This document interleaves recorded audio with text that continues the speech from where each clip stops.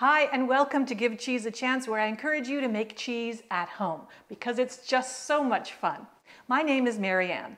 Today I want to show you how to make Akawi cheese at home. Akawi cheese was named after the city where it originated, the city of Acre, locally known as Akka or Akko. Hence, this cheese became known as Akkawi. This cheese recipe was taught to me by a professional cheesemaker named Moomin. And if you want more information about his cheese-making practice, I'll put a link in the video description below. Akawi cheese is very similar to fresh mozzarella in a lot of ways. For example, when you heat it, it stretches just like a mozzarella does. But it is brined in a very salty solution so that the cheese can be stored for months. And since the brine is so salty, you cannot just eat it out of the brine like a fresh Italian mozzarella or a feta cheese. You have to desalt the cheese first. You have to plan a few hours before you want to eat it to cut a chunk of cheese off of your wheel and soak it in some water for a few hours to remove some of the salt. And then you might taste it and say, is this the right saltiness? And if it is, then you would go ahead and eat it as is, perhaps in a salad or with some watermelon, or you can cook with it. In Middle Eastern countries, they make a version of pizza with it called Manouchi or Manaeesh. They also use it for desserts like Kunafe. Well, enough talking about Akawi cheese. It's time to make it. Let's go.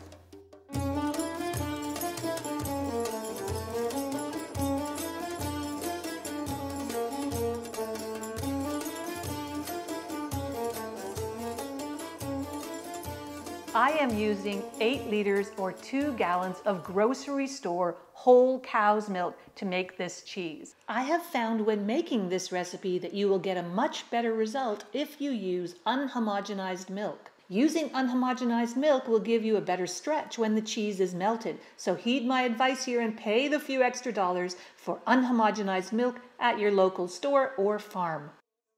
So step 1 is to heat your milk gently over a 15 to 20 minute period to 33 degrees Celsius or about 90 degrees Fahrenheit, stirring occasionally. And since I am using processed milk, I want to improve the ability of this processed milk to set or gel later on. So I'm going to add some calcium back into the milk by adding a half teaspoon of a pre-made 33% calcium chloride solution into a 1/4 cup of non-chlorinated water and mix it into the milk. If you want to see how I made my own calcium chloride solution, you can search my YouTube channel for calcium chloride and you'll see exactly how I made this. It's very easy. If you're using raw milk, you do not need to add any calcium back into your milk, so you can skip that step. Once I have added my calcium chloride into the milk and the milk is at the right temperature, I want to turn off the heat and add some bacteria to the milk, which will do a couple of things. First, the bacteria will improve the flavor of this cheese, and secondly, the bacteria will eat the lactose or milk sugars in the milk and then secrete acid, which ends up acidifying the milk. You might be asking, why would we want to increase the acidity? The answer is that since this cheese is like a mozzarella that's going to stretch well when melted, we want to make sure that this cheese has a target acidity of between 5.0 and 5.2. It is this target acidity, or pH range, that gives Akkawi and mozzarella that beautiful stretchiness when melted on pizza. If the pH or acidity is outside of this range, you're just not going to get the right stretch that you want. So we're going to let the curd get more acidic as the hours pass, and then we're going to try and stop any more acidity development. And how do we measure that acidity? With a pH meter. And I know many of you do not have a pH meter at home, and you're probably resistant to getting one, as I was. However, if you want to go from making basic cheeses to more advanced cheeses, or if you've already been making advanced cheeses but you want to improve the texture of the cheeses that you make, I would suggest you invest in one. They are really not that expensive when you think that you'll have this for years to come, and it may be the key that makes your cheeses go from good to wow, to having cheeses as good as store-bought. So I'm going to show you how I use my pH meter in this recipe. And the first step would be to take an initial pH reading. So let's do that now. So the pH of my milk is 6.59, let's say 6.6. So I'm going to write that down on my log sheet. So now that the milk has come to the target temperature, we're going to be adding both a mesophilic and a thermophilic bacterial culture. Today I'll be adding a 1/4 teaspoon of thermotype B, which is very good for mozzarella type cheeses, and a 1/4 teaspoon of Meso 030, which contains L. lactis and L. cremoris, both mesophilic bacteria. You can use another mesophilic bacteria for this recipe if you don't have what I have. So I'm going to sprinkle these onto the surface of the milk and let them sit there for a minute before mixing them in. And then I'll stir them for about 1 minute. And after, I'm going to put the lid on the pot and leave this so that the bacteria start to multiply. And I will see that the pH of the milk will lower down slowly. The goal pH is for it to lower down to 6.2 before we do the next step. And this may take an hour or 3 hours, depending on a few factors. How old is your bacterial culture? Is it reaching its expiry point, or is it very fresh and viable? Are the mesophilic bacterial strains I'm using considered ones that make acid quickly or slowly? These factors can affect how fast the pH is going to drop down to 6.2. So I'm going to keep checking the acidity of this milk with my pH meter until it reaches 6.2.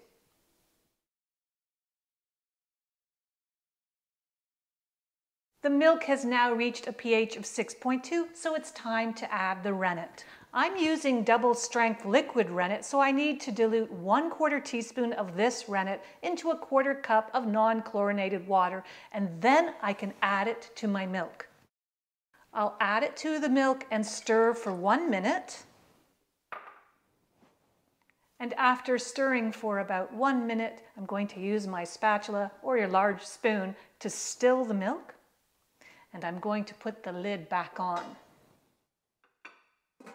I want to give the rennet 30 minutes to convert this liquid milk into a gel.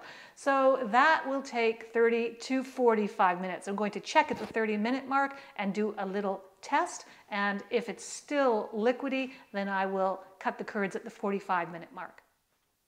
While you're waiting, make an 18 to 20% salt brine solution. This means you will need 1 kilogram of cheese salt or kosher salt to be added to 5 liters of water. You will need to stir this a lot until the salt is fully dissolved. And once dissolved, you can divide this brine into 2 parts. 1/2 will stay at room temperature, and the other half of the brine will go into your 4°C fridge. You want to get it nice and cold. And this cold brine will be where your Akawi cheese will be stored until you eat it. Also, boil some cloth, I use butter muslin cloth, that you can use to strain the curds later. And when cool, lay it over a strainer in your sink. I checked on this milk at the 30-minute mark, and it was still liquidy, so I put the lid back on, and now it's the 45-minute mark. I'm going to check for a clean break again. So I'm going to use my knife to see if the milk is a firm gel. Let's see. I do get a clean break now, so I can cut the curds. By putting my knife in, I can see if the milk has changed from a liquid to the consistency of a soft custard, you could say. It has gelled. If your milk hasn't gelled yet, then wait another 10 minutes and make this knife test again. But mine is okay, so I'm going to cut the curds. I'm going to cut the curd into 2-centimeter cubes, and then I'm going to let those cubes heal for about 2 to 3 minutes. Letting the curds heal for 2 to 3 minutes is always so easy because you're just doing nothing. Then I want to turn the curds once and continue to turn the curds at 10-minute intervals for 30 minutes. To illustrate this, here I am at 0 minutes. This is my first flipping of the curds, and I'm using a spatula. You can use also a large spoon, and I'm going to bring up the curds from the bottom of the pot to the top. So I'm just slowly moving the curds. I'm not stirring hard at all. I cannot stress enough how gentle you have to be, or the curds will break up, especially at the beginning. So be slow and careful. Here I am at the 10-minute mark, where I will carefully flip the curds again. So here I am at the 20-minute mark, flipping them once more. For this last 10-minute period, I'm going to put the heat on very low and slowly increase the temperature to 38 degrees Celsius or about 100 degrees Fahrenheit while stirring slowly. I'm doing this to remove more moisture from the curd. At the 30-minute mark, do not stir or lift your curds. You will see a lot of clear yellow serum or whey at the top of your pot. I've brought my pot over to the sink because that's where I have to do my next step. This step involves us transferring our curds to the cloth-lined strainer that we pre-sterilized. So I have this large glass bowl and it has a handle, so it makes it very easy for me to transfer my curds into my cloth-lined strainer.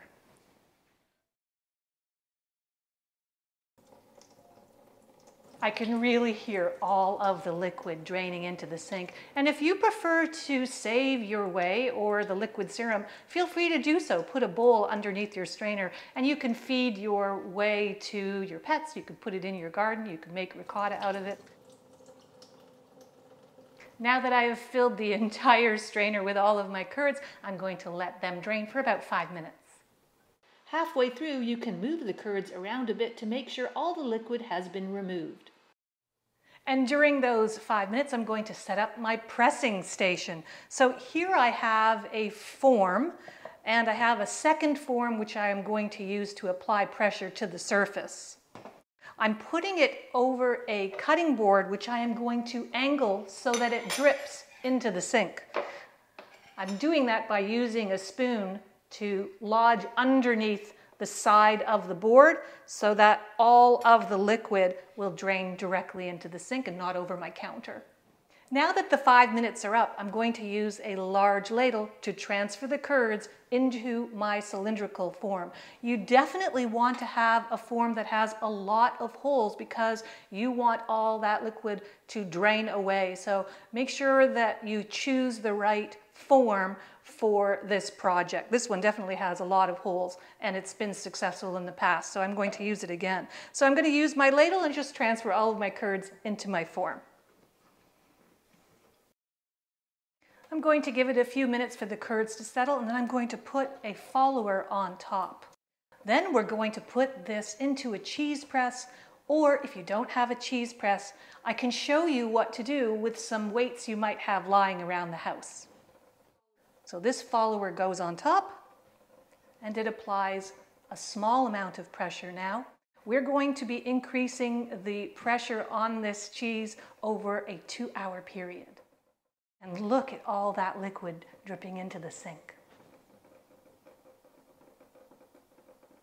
So I'm going to use a second mold here to sit on top of the follower, and I'm going to add 3 pounds, let's just say approximately 1 kilogram, as my first weight for the first 30-minute period of pressing.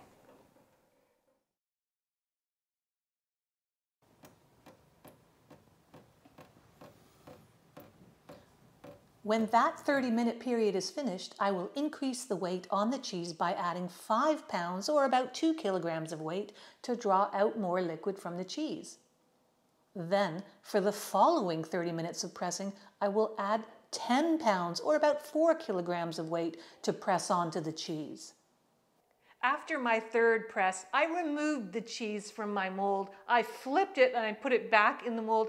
I added 8 kilograms of weight to the press.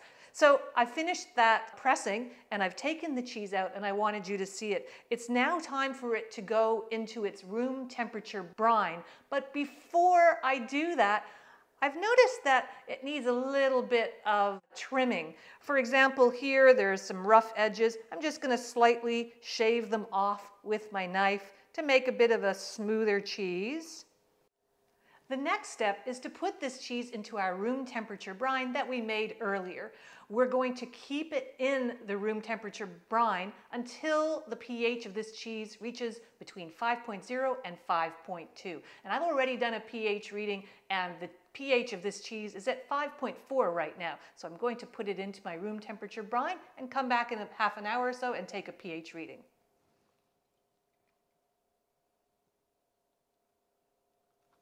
Hi again, it's now been 30 minutes. I'm going to take another pH reading of my cheese. So I'm going to carefully take it out of the room temperature brine. And this brine will harden the cheese and of course add salt for flavor. So let's take a pH reading of our cheese now.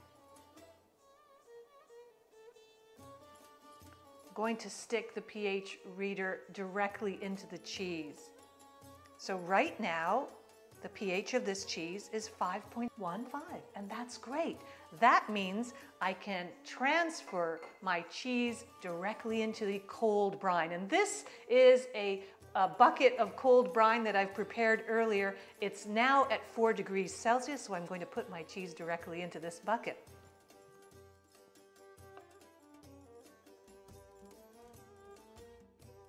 From now on, this cheese will live in this bucket with its 4-degree temperature brine for weeks until I'm ready to eat it. Well, life got really busy for me, and it's now been 4 weeks since we made our Akawi cheese together. I could have eaten it the day after I made it, but I got too busy with work. This is one of the reasons that Akawi cheese is so great as a homemade cheese. You can make it, store it in the brine, and forget about it for weeks, just like a feta cheese. You don't have to take care of it. So it's great for beginner cheesemakers. This weekend, I need some of my Akawi cheese. I'm going to be making some Manaeesh and also some Kunafe dessert too. So I've taken the Akawi cheese we made out of the brine, and I have a couple of other batches here that I made previously. All of these cheeses have been preserved in the same bucket of brine in my fridge. So remember, you have to desalt this cheese before you eat it. You've got to plan ahead and say, hey, I'm going to be serving some Akkawi and watermelon salad to my guests this afternoon, so I better take some Akkawi out of the brine and soak it in some water for a few hours to remove the excess salt. And after that time has passed and you've done a taste test for the right level of saltiness, you'd be ready to eat it. In a lot of ways, this cheese is like a Nabulsi cheese or a feta. And if you'd like to learn how to make those cheeses at home, then visit my YouTube channel, Give Cheese a Chance, and you'll find recipes for those cheeses. I'll also put links to those cheese recipes in the video description below. Well, that's it for my Akawi cheese making demonstration. I encourage you to share this video with your friends if you want to eat more Akawi cheese, and subscribe by clicking on the subscribe button below. And don't forget that like button. And please consider becoming a Patreon contributor if you want to support this cheesy channel. It really helps me to continue making videos about home cheese making. For Give Cheese a Chance, I'm Marianne. Happy cheese making.